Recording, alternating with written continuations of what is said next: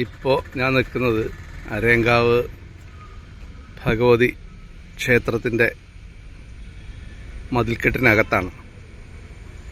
ക്ഷേത്രത്തിൻ്റെ പരിസരത്ത് അല്ലെങ്കിൽ ക്ഷേത്രത്തിൻ്റെ കോമ്പൗണ്ടിൽ തന്നെ മനോഹരമായ ഒരു ഗ്രൗണ്ട് നിങ്ങൾക്ക് കാണാനായിട്ട് പറ്റും. കണ്ടോ?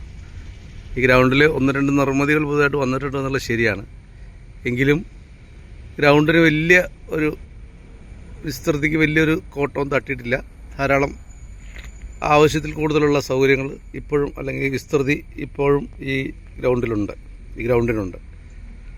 ഞാനിപ്പോൾ ഈ ഗ്രൗണ്ടിൽ വന്നു കഴിഞ്ഞപ്പോൾ ഓർക്കുന്നത് 1990കളിൽ ഈ ഗ്രൗണ്ടിൽ ക്രിക്കറ്റ് ടൂർണമെൻറ്റ് നടന്നപ്പോൾ അരയങ്കാവിലെ ഒരു മനോഹരമായ ഒരു അമ്പലം മാത്രമല്ല, അതുപോലെ തന്നെ മനോഹരമായ ഈ ഗ്രൗണ്ടിൽ നിരന്തരം പ്രാക്ടീസ് ചെയ്യുന്ന കുട്ടികളുടെ ഒരു ക്ലബ്ബും അരയങ്കാവ് ക്രിക്കറ്റ് ക്ലബ്ബ് ഉണ്ടായിരുന്നു.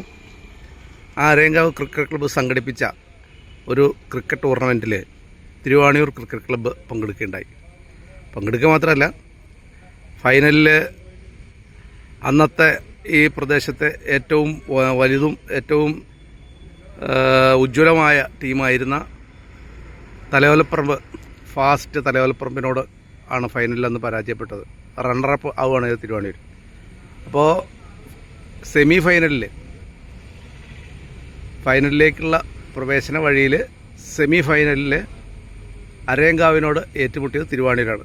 തിരുവാണിയൂർ അന്ന് ജയിച്ച തിരുവാണിയൂരിലെ എണ്ണം പറഞ്ഞ ബൗളർമാർ ടോജിയും അതുപോലെ തന്നെ മണിയർ ബാബുവും ദിലീപും പ്രദീപും ഒക്കെ തകർത്താടിയ അനിക്കുട്ടനും ഒക്കെ ബാറ്റ് കൊണ്ട് അതുപോലെ തന്നെ ക്രിക്കറ്റ് ഗ്ലൗ കൊണ്ട് മാന്ത്രികത കാണിച്ച ജോണി, അങ്ങനെ അനവധി പേരുടെ ശ്രമഫലമായി അന്ന് തിരുവാണിയൂർ അരയങ്കാവിനെ തോൽപ്പിച്ചു.